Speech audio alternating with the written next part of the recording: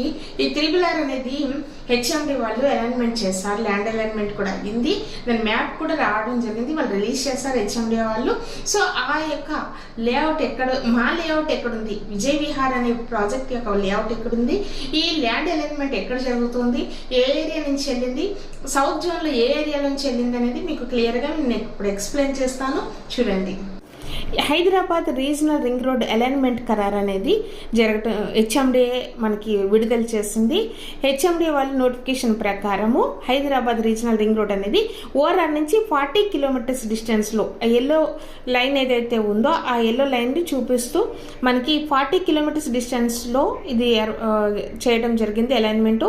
Airport దగ్గర నుంచి, అది రాజీవ్ గాంధీ ఎయిర్పోర్ట్ దగ్గర నుంచి స్టార్ట్ చేస్తే మనం వెళ్ళే ప్రాజెక్టు మన వాసు విజయ్ విహార్కి దగ్గరలో రీజనల్ రింగ్ రోడ్ ఎక్కడ రాబోతున్నది మీకు ఇప్పుడు చూపిస్తాను.